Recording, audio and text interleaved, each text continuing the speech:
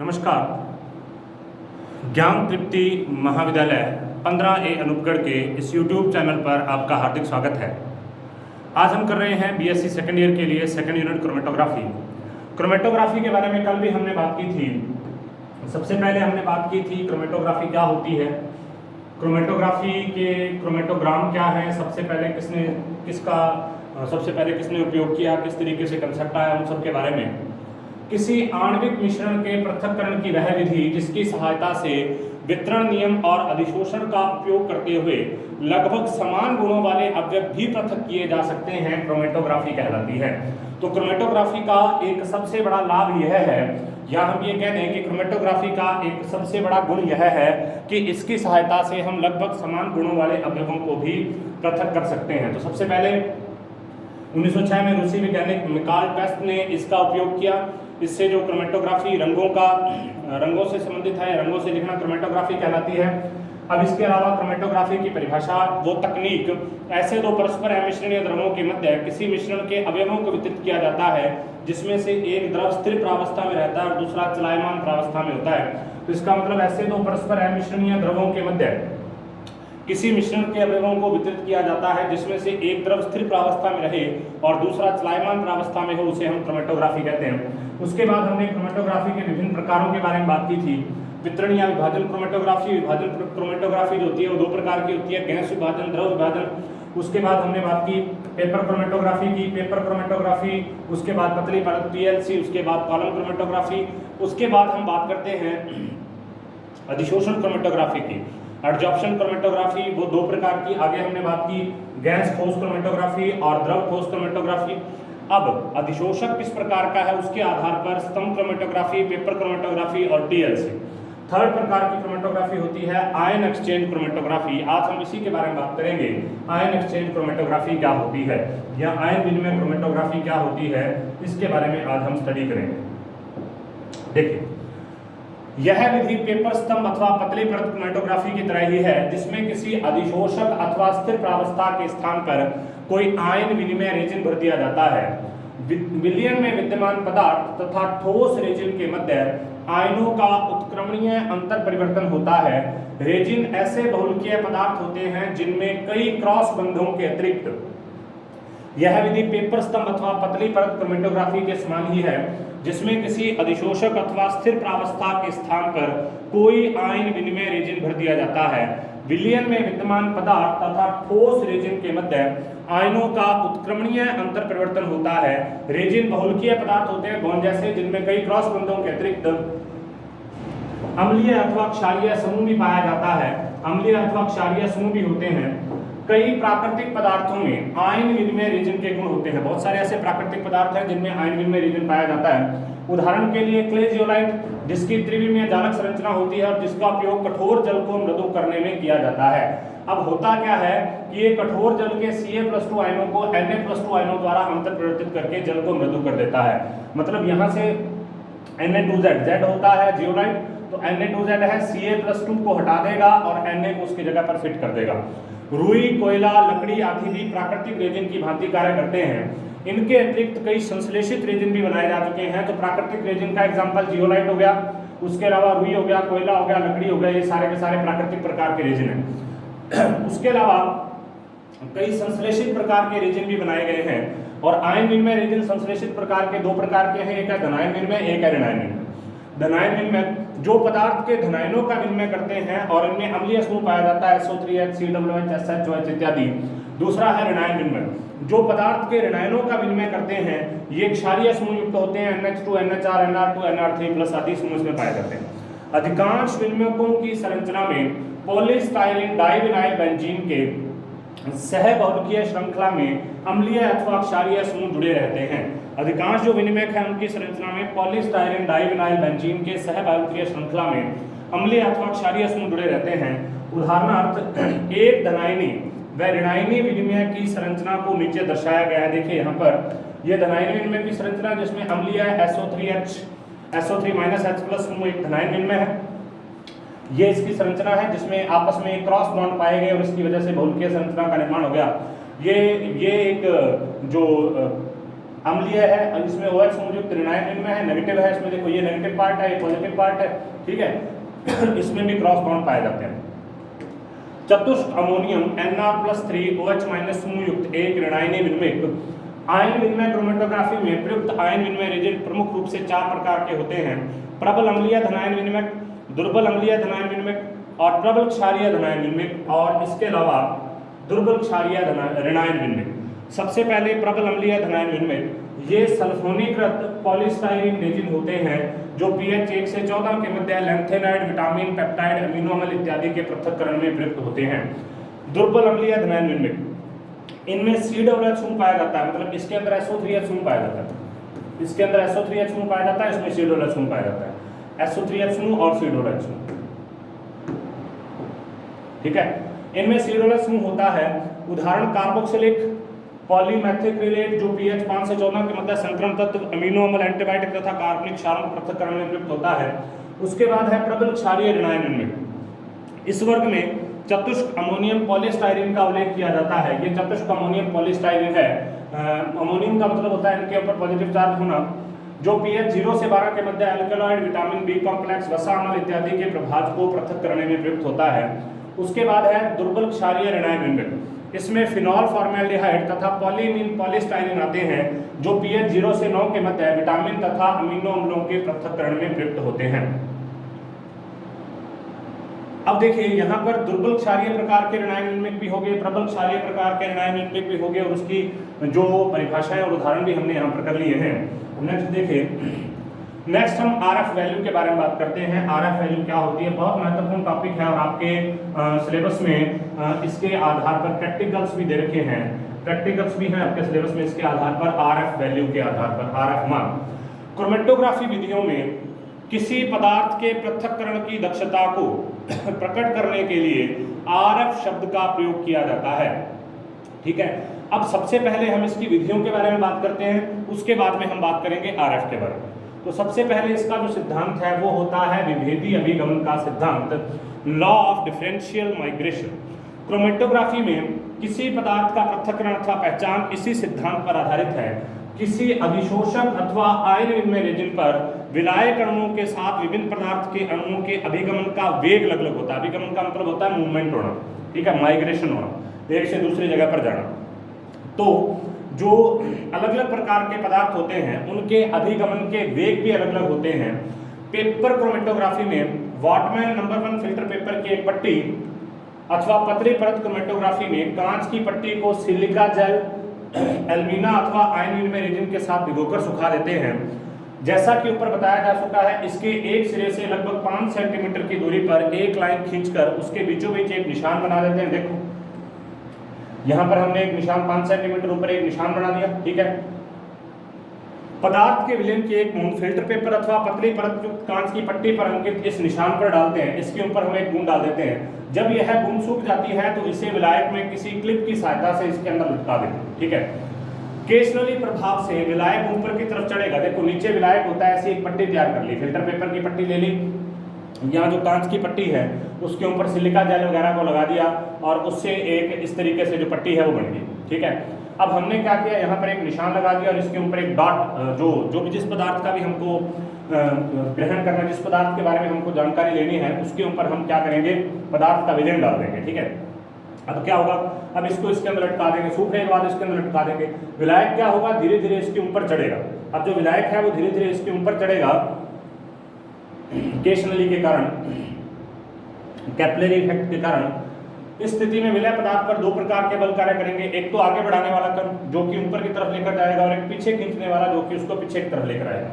विलायक के कण विलय पदार्थ के कणों को, अब जो डॉट लगाया था वो विलय पदार्थ है, विलायक के कण उस विलय पदार्थ के कणों पर पहुंचेंगे, उसको घोलेंगे और अपने साथ उसको और ऊपर की ओर ले जाएंगे।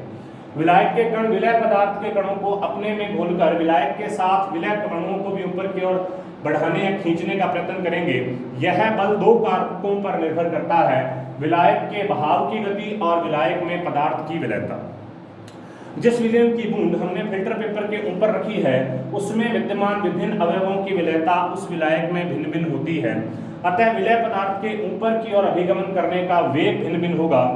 उस विलायक में जिस पदार्थ की विलेयता अधिक होगी उसका मतलब जो पदार्थ जल्दी से उस विलायक में घुल जाएगा वो उतनी जल्दी उसके साथ ऊपर चला जाएगा, और जो जल्दी से नहीं घुलेगा वो उतनी ही धीमी गति से ऊपर की तरफ जाएगा। भिन्न भिन्न विलायकों में पदार्थों की विलेयता अलग अलग होती है, अतः कभी एक ही विलायक द्वारा पूरा पृथक्करण नहीं हो पाता। इस वजह से हमें एक से अधिक विलायकों का प्रयोग करना पड़ता है। तो इसको हम क्या बोलते हैं, 2 डायमेंशन कहते हैं, द्विविमीय क्रोमेटोग्राफी कहते हैं। उसके बाद है पीछे की ओर खींचने वाला। एक बल ऐसा होगा कि पीछे की ओर खींचेगा, यह बल विलय पदार्थ के अवयवों को आगे बढ़ने से रोकता है, अर्थात उन्हें पीछे की ओर खींचता है, जिससे विलय पदार्थ की फिल्टर पेपर स्टेप पर ऊपर चढ़ने की गति मंद पड़ जाती है और इसे मंदक बल कहते हैं। यह बल अधिशोषण और वितरण पर निर्भर करता है। नेक्स्ट देखिए, पेपर क्रोमेटोग्राफी द्वारा पेपर क्रोमेटोग्राफी प्रमुख रूप से वितरण प्रकार की होती है। इसमें थोड़ा बहुत अधिशोषण का भी योगदान है। ये आपको ध्यान रखना है कि पेपर क्रोमेटोग्राफी जो होती है वितरण प्रकार की है और इसमें अधिशोषण बहुत कम पाया जाता है। फिल्टर पेपर में कार्बोक्सिलिक समूह आदि की उपस्थिति के कारण कुछ मात्रा में अधिशोषण की क्षमता होती है, अतः मिश्रण के विलयन की बूंद में से कोई अगर फिल्टर पेपर के साथ अधिक मजबूती के साथ अधिशोषित होता है तो कोई कम मजबूती के साथ। स्वाभाविक है जो अधिक मजबूती के साथ होगा वह विलायक के साथ में घुलेगा नहीं और घुलकर ऊपर की तरफ नहीं चढ़ेगा। इसके विपरीत जो कम मजबूती से अधिशोषित होगा वो विलायक के साथ जल्दी घुल जाएगा और घुलकर ऊपर की तरफ चढ़ जाएगा। इसी को विभेदी अभिगमन का सिद्धांत कहते हैं, अर्थात कोई तो विलायक के साथ जल्दी घुलता है और जल्दी ऊपर की तरफ जाता है, और कोई विलायक के साथ नहीं घुलता और कम मात्रा में ऊपर की तरफ जाता है। इसे ही विभेदी मतलब अलग अलग प्रकार से डिफरेंशिएट करके उनके माइग्रेशन के आधार पर, उनके अभिगमन के आधार पर, उनके संचलन के आधार पर उनको अलग अलग प्रकार से डिफरेंशिएट किया जा सकता है, अलग अलग प्रकार से उनके अंदर विभेद किए जा सकते हैं। नेक्स्ट देखिए, अधिशोषण एडजॉर्प्शन बहुत ही महत्वपूर्ण प्रकार की घटना है। अधिशोषण का सीधा सा अर्थ होता है परत के ऊपर।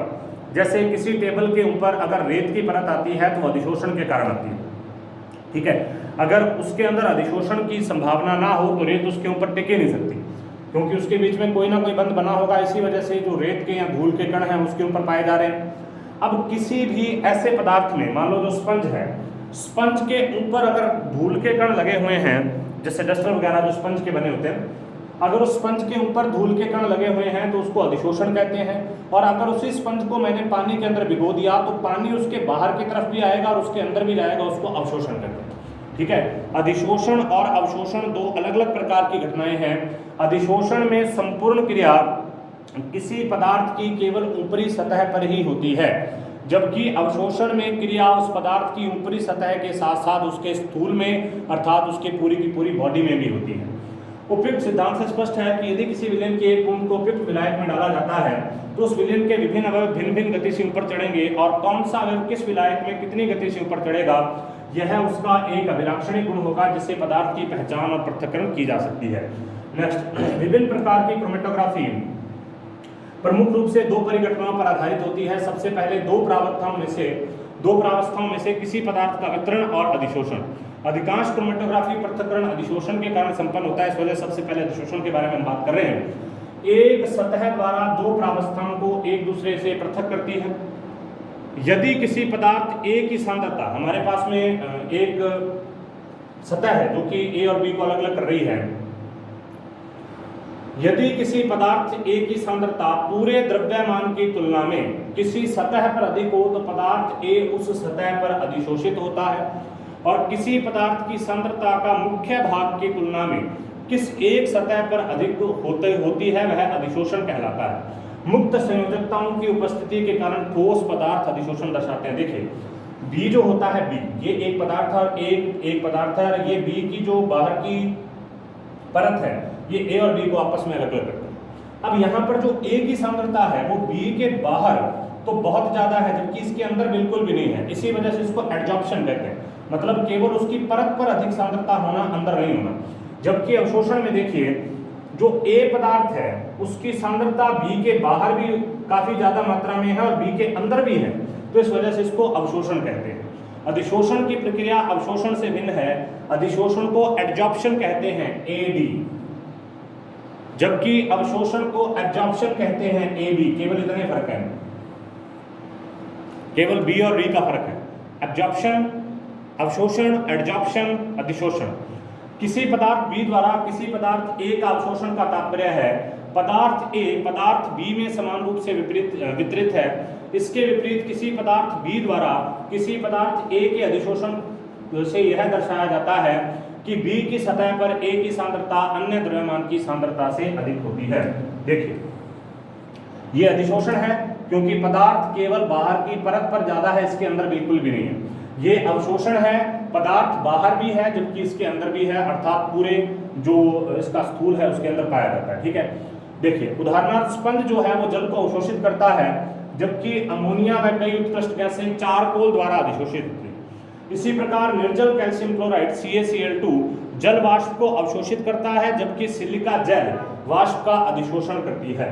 कभी कभी ऐसा ही होता है कि एक ही पदार्थ में दूसरे पदार्थ का एक साथ अवशोषण और अधिशोषण हो सकता है, मतलब पदार्थ में अवशोषण और अधिशोषण दोनों परिघटनाएं साथ साथ हो जाएंगी, तो इस प्रक्रिया को सॉर्प्शन बोलते हैं, इस प्रक्रिया को शोषण या सॉर्प्शन बोलते हैं। और देखिए किस प्रकार से होता है, ये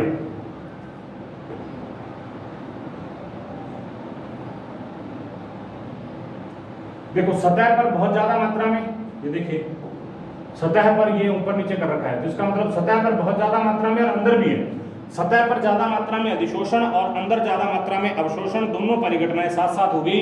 इसको क्या बोलते हैं? इसको बोलते हैं शोषण या सॉर्प्शन। उदाहरण, यदि चारकोल को हाइड्रोजन गैस के संपर्क में लाया जाए तो सर्वप्रथम हाइड्रोजन गैस चारकोल की सतह पर संघनित होकर अधिशोषित हो जाती है। कुछ समय बाद धीरे धीरे हाइड्रोजन गैस चारकोल की भीतरी सतह में वितरित हो जाती है और एक ठोस विलयन का निर्माण करती है, अर्थात अब यह गैस चारकोल द्वारा अवशोषित होती जाती है। इस प्रकार अवशोषण व अधिशोषण की क्रियाएं एक साथ संपन्न होती हैं। अतः हम कह सकते हैं कि चारकोल द्वारा हाइड्रोजन गैस का शोषण हुआ है। जो पदार्थ अधिशोषण करता है, यहाँ पर देखो पदार्थ बी, ठीक है, चारकोल द्वारा उस गैस का शोषण होगा। दोनों चीजें, जिसमें उसकी ऊपर की परत पर हाइड्रोजन गैस की मात्रा ज्यादा होगी और अंदर भी मात्रा होगी, लेकिन ऊपर की तुलना में कम, तो अंदर की तरफ जाने पर तो शोषण हो गया, ऊपर पर अधिशोषण होगा। इस वजह से दोनों प्रक्रिया, अधिशोषक को प्रयुक्त किए जाने वाले किसी भी पदार्थ के साथ क्रिया नहीं करनी चाहिए। सबसे पहली बात, जहां तक हो सके अधिशोषक रंगहीन ही होना चाहिए अथवा उसका ऐसा रंग होना चाहिए जो क्रोमेटोग्राम के रंग को पहचानने में मदद ना हो। अधिशोषक उस विलायक में पूर्णतः अविलय होना चाहिए जिसमें उसे प्रयुक्त करना है। उसमें उत्प्रेरकीय गुण नहीं होने चाहिए, नहीं तो वो कुछ इस प्रकार की रासायनिक अभिक्रियाओं को प्रेरित कर देगा, विघटन वगैरह कर देगा। प्रायोगिक परिस्थितियों में अधिशोषक के भौतिक और रासायनिक गुणों में कोई परिवर्तन नहीं होना चाहिए।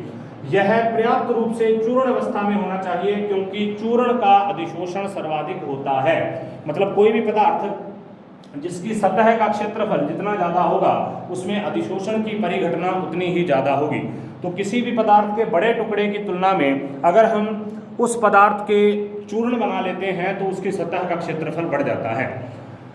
सामान्य अधिशोषक पदार्थ अधिकांशतः ऑक्साइड होते हैं। सामान्य अधिशोषक पदार्थ अधिकांशतः क्या होते हैं? ऑक्साइड हो सकते हैं। हाइड्रोक्साइड, ऑक्साइड का मतलब है जिनमें ऑक्सीजन है, हाइड्रोक्साइड मतलब OH है, और लवण जिसमें प्लस और माइनस से मिलकर बने। और अधिशोषित होने वाले पदार्थ अधिकतर ध्रुवीय या ध्रुवण योग्य यौगिक होते हैं। अतः अधिशोषित होने वाला पदार्थ अधिशोषक के साथ स्थिर वैद्युत आकर्षण बल द्वारा बन जाता है। किसी क्रिस्टल जालक में आयन भी इसी प्रकार के बंधन द्वारा परस्पर बंधे रहते हैं। इसी कारण अधिशोषण में पदार्थ के कोनों, किनारे, दरारें इत्यादि सक्रिय केंद्र होते हैं। अब अधिशोषण में एक चीज होती है जिसको हम बोलते हैं एक्टिव पॉइंट, एक्टिव सेंटर या सक्रिय केंद्र। सक्रिय केंद्र पर अधिशोषण की परिघटना सर्वाधिक होती है। वहां पर इस प्रकार की व्यवस्था होती है जहां पर आकर पदार्थ चिपक सकता है। इसी वजह से आपने देखा होगा कि धूल जो होती है, अगर कोई हमारे पास टेबल है उसके अंदर कोई दरार है तो उसके अंदर धूल सबसे ज्यादा मात्रा में होगी, क्योंकि वो एक सक्रिय केंद्र है, उसके अंदर धूल जा सकती है, ज्यादा जगह है वहां पर, ज्यादा जगह पर वो जाकर फैल सकती है। इसी वजह से वहां पर सबसे ज्यादा धूल होती है। और अगर कोई किनारा है किसी का इस तरीके से, तो इस किनारे के नीचे की तरफ या यहाँ पर धूल सबसे ज्यादा मात्रा में होती है, वो भी एक सक्रिय केंद्र होता है। इसी कारण किसी पदार्थ का अधिशोषण सक्रियता उसकी कठोरता के माप के अनुरूप होती है, क्योंकि पदार्थों की कठोरता उनके जालक बलों के अनुरूप होती है। स्ट्रेन ने 1942 में कुछ सामान्य अधिशोषकों को अधिशोषण सामर्थ्य के आधार पर देखा।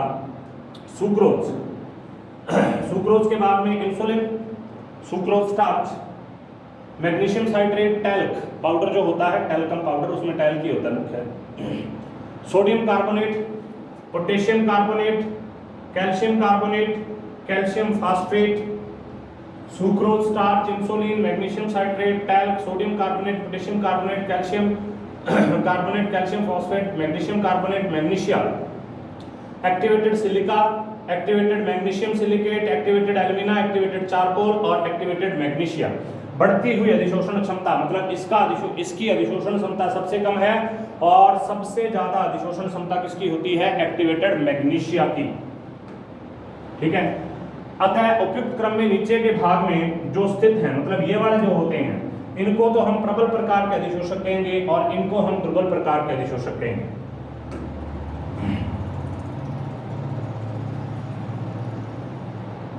अतः उपयुक्त क्रम में नीचे के भाग में स्थित पदार्थों को प्रबल अधिशोषक और ऊपर के भाग में स्थित पदार्थों को दुर्बल अधिशोषक कहा जाता है तथा बीच में जो स्थित होते हैं उनको मध्यवर्ती कहा जाता है। सन 1943 में हैस ने कुछ अधिशोषकों की सामर्थ्य का बढ़ता हुआ क्रम दिया। उसने भी लगभग उसी तरीके से बताया, उसने बाकी सब चीज़ों को हटा दिया, मतलब oxide, calcium oxide, calcium fluoride, alumina, chromium trioxide, क्षारीय एल्यूमिनियम ऑक्साइड, अम्लीय एल्यूमिनियम ऑक्साइड, फुलर मृदा, फ्लोरिडीन बोलते हैं जिसको, फुलरिन से बनाई जाती है, फ्रैंकोनाइट और सक्रिय चारकोल। इसने ये बताया कि सक्रिय चारकोल जो होता है, एक्टिवेटेड चारकोल, उसकी अधिशोषण क्षमता ज़्यादा होती है और इसी अधिशोषण क्षमता के कारण ही आजकल एक्टिवेटेड चारकोल का प्रयोग किया जाता है फेस वॉश में और क्रीम्स के अंदर एक्टिवेटेड चारकोल युक्त आती हैं वो।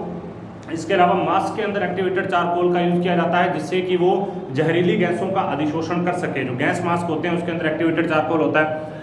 जो विभिन्न प्रकार के फेस पैक होते हैं, विभिन्न प्रकार के फेस वॉश होते हैं, विभिन्न प्रकार की फेस क्रीम होती हैं, कॉस्मेटिक्स होते हैं, उनके अंदर भी एक्टिवेटेड चारकोल होता है। क्योंकि एक्टिवेटेड चारकोल क्या करता है, शरीर के ऊपर, फेस के ऊपर पाए जाने वाली मैल को खींचकर बाहर निकाल देता है, उसको खींच सकता है, इसी वजह से उसको यूज वहाँ पर किया जाता है अधिशोषण के प्रोसेस द्वारा। जैसा कि ऊपर बताया जा चुका है, स्थिर वैद्युत आकर्षण बल द्वारा अधिशोषित पदार्थ अधिशोषक की सतह के साथ बंध जाता है और इस प्रकरण में यदि अध्रुवीय अणु है तो उसमें प्रेरित द्विध्रुव आघूर्ण आ जाएगा और यदि ध्रुवीय अणु है तो उसमें जो पहले से ऑलरेडी द्विध्रुव आघूर्ण है उसके मान में वृद्धि हो जाएगी।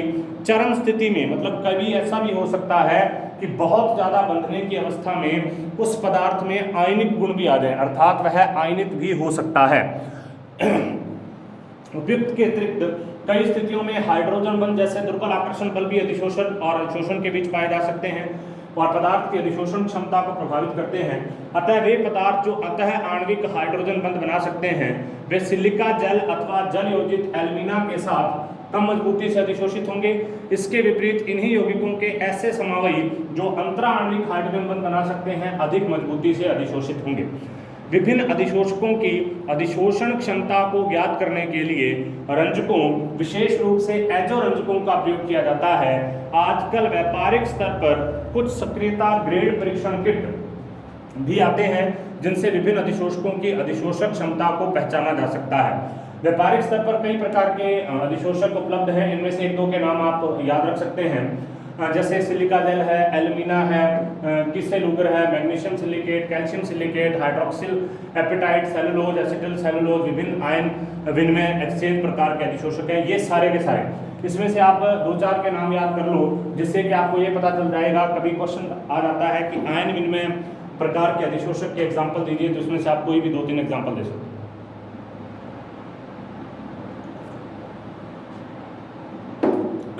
नेक्स्ट देखिए,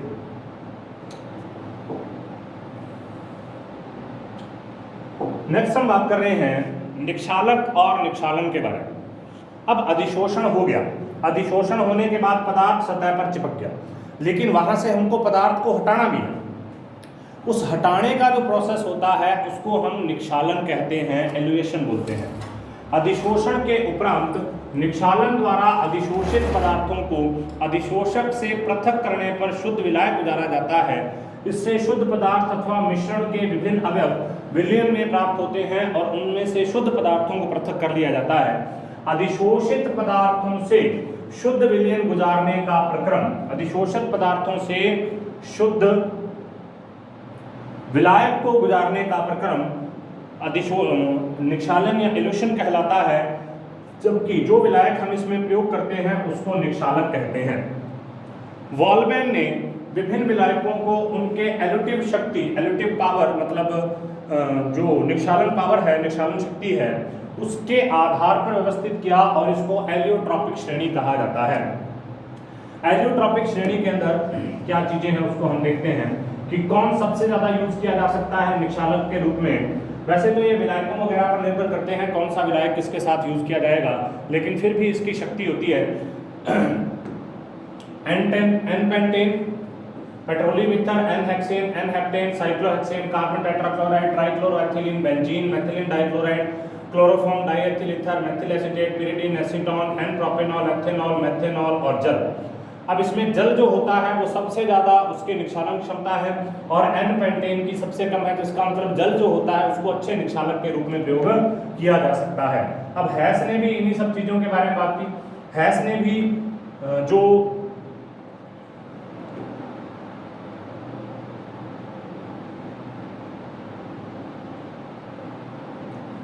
भी क्या किया, जो यहाँ पर अलग अलग प्रकार के जो विलायक हैं, जो एलियोट्रॉपिक श्रेणी दी है निक्षालक कणों की, तो उसके निक्षालक पदार्थों की पेट्रोलियम ईथर जिसका क्वथनांक 30 से 50 डिग्री सेल्सियस है, पेट्रोलियम ईथर जिसका क्वथनांक 50 से 7 हो, पेट्रोलियम ईथर जिसका क्वथनांक 70 से 100, ये पहले पे दूसरे पे तीसरे पे, मतलब सबसे कम फिर ज्यादा। Carbon tetrachloride, cyclohexane, carbon disulphide, diethyl ether, acetone, benzene, toluene, कार्बनिक अम्लों, एस्टर, एथिलीन डाइक्लोराइड, अल्कोहल और जल और कार्बनिक अम्ल। तो इसका मतलब जल एक महत्वपूर्ण प्रकार का निक्षालक होता है, वहां पर भी जल सबसे ज्यादा शक्ति वाला है और हैस के अनुसार भी ये सबसे ज्यादा शक्ति में दूसरे नंबर पर आ रहा है। इन श्रेणियों की सहायता से हमें किसी क्रोमेटोग्राफिक पृथक्करण के लिए उपयुक्त विलायक को चुनने में आसानी होती है। सामान्यतः एक ही विलायक में पदार्थ का विलयन भी बनाया जाता है और इसे ही एलुटेंट के रूप में प्रयुक्त किया जाता है। पदार्थ का विलयन भी उसी के अंदर बना लिया जाता है और उसी को निक्षालक के रूप में प्रयुक्त किया जाता है। कभी कभी पदार्थ का विलयन अध्रुवीय विलायक में बनाया जाता है और उसका विकास, उसकी वलयों का पृथक्करण ध्रुवीय विलायक के साथ किया जाता है और फिर इसका एलिवेशन भी उससे भी अधिक ध्रुवीय विलायक के साथ किया जाता है। सबसे पहले अध्रुवीय से विलयन बनाया, उसके बाद में विलायक जो नीचे हम लेते हैं वो अध्रुवीय प्रकार का लेकर उसके अंदर पट्टियां बनाई और उसके बाद जो निक्षालन के लिए उससे भी ज्यादा ध्रुवीय विलायक का प्रयोग हमने कर लिया। ठीक है, अब देखिए आगे। ध्रुवीय विलायकों में सामान्यतः हाइड्रोजन बंध बनाने की क्षमता होती है, अतः ये जल अणुओं के साथ दुर्बल बंध बना सकते हैं, इस कारण इन्हें जल स्नेही विलायक कहा जाता है। इसके विपरीत अध्रुवीय विलायकों में हाइड्रोजन बंध बनाने की सामर्थ्य नहीं होती, अतः यह जल अणुओं के साथ बंध नहीं बनाते, अतः इन्हें जल विरोधी विलायक कहा जाता है। कभी कभी दो भिन्न भिन्न ध्रुवता वाले विलायकों के मिश्रण के प्रयोग से पृथक्करण अधिक प्रभावी ढंग से संपन्न होता है, अतः पेट्रोलियम ईथर की तुलना में उसके बेंजीन की बढ़ती हुई मात्रा 10, 20, 50% के साथ विलयन की एल्यूटिव शक्ति बढ़ती जाती है। इसी प्रकार बेंजीन की तुलना में इसके एथेनॉल की बढ़ती हुई मात्रा 2, 5, 10, 20% के साथ विलयन की एल्यूटिव शक्ति भी बढ़ती जाती है। स्मरण है, विलायकों की भांति अधिशोषक भी जल स्नेही अथवा जल विरोधी हो सकते हैं और उपयुक्त क्रम जल स्नेही अधिशोषकों के साथ लागू होते हैं, जल विरोधी विलायकों के साथ नहीं। इसके अतिरिक्त पदार्थ की प्रकृति पर भी यह क्रम कई बार बदल सकता है। किसी पदार्थ के लिए विलायकों की एल्यूटिव क्षमता को ज्ञात करने के लिए एक फिल्टर पेपर की भांति पतली परत वाली प्लेट पर एक गोलाकार क्रोमेटोग्राम बनाते हैं। इस प्रकार से मिश्रण के विलयन की कुछ सेंटीमीटर की दूरी पर एक एक बूंद डाल देते हैं। जब ये बूंदें सूख जाती हैं तब प्रत्येक बिंदु के बीच में अलग अलग एल्यूटेंट विलायकों से भरी हुई केश नलियों को रख देते हैं। विलायक धीरे धीरे विस्तृत होकर उस बिंदु के चारों ओर गोलाई से फैल जाएगा और उस पदार्थ के लिए जिस विलायक की एल्यूटिव शक्ति जितनी अधिक होगी उतनी ही उसमें वलय बन जाएगी और जिस विलायक से जितनी अधिक स्पष्ट वलय बनेगी वह उसके लिए पृथक्करण के लिए, निक्षालन के लिए उपयुक्त प्रकार का विलायक होगा। तो यहाँ पर इंडोफिनॉल, सुडानलाल जी तथा बटर पीले रंजक के मिश्रण के पृथक्करण के लिए बेंजीन सबसे ज्यादा महत्वपूर्ण है।